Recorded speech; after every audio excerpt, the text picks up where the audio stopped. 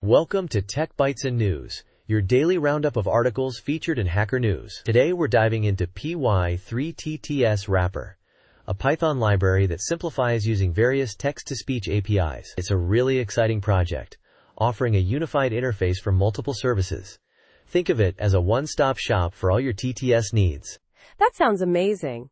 So what makes Py3TTS Wrapper stand out from other TTS solutions? Is it just the support for multiple APIs, or are there other key features? It's definitely more than just API support.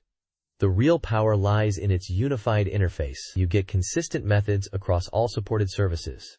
Speak, synth-to-file, get voices, and so on. This simplifies development significantly. Time. Imagine the time saved.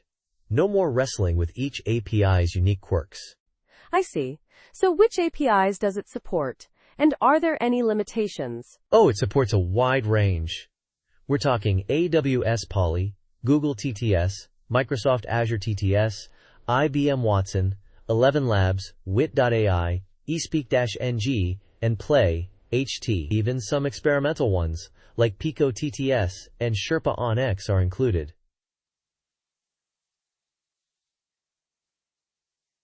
But, a key point, some features, like SSML support and on-word events, aren't available for all engines. The documentation clearly outlines which features are supported by each.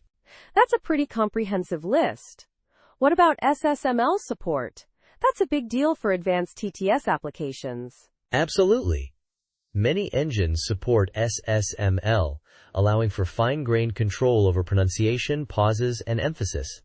However, as I mentioned, it's not universally supported. For engines that don't natively support it, Py3TTS Wrapper cleverly strips out the SSML tags, ensuring compatibility. It's a smart workaround. That's clever.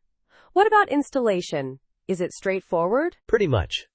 A simple pip install will get you started, but you might need to install some system dependencies depending on your OS and the specific TTS engines you want to use. The documentation provides detailed instructions for each engine and OS.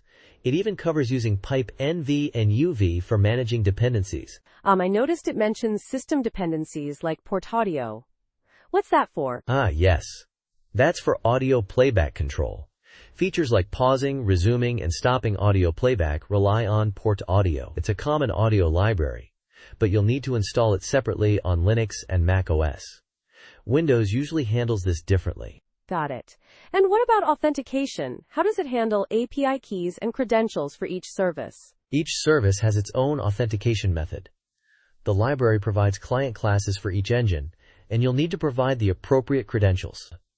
The documentation gives clear examples for each API, showing how to set up the client objects with your keys. It's well documented, so you shouldn't have any trouble. That's reassuring.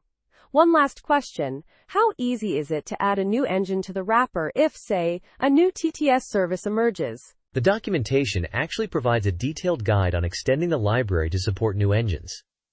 It's a modular design, making it relatively straightforward to add new APIs. You'll need to create a new engine directory, implement the client and engine classes, and update the init.py file.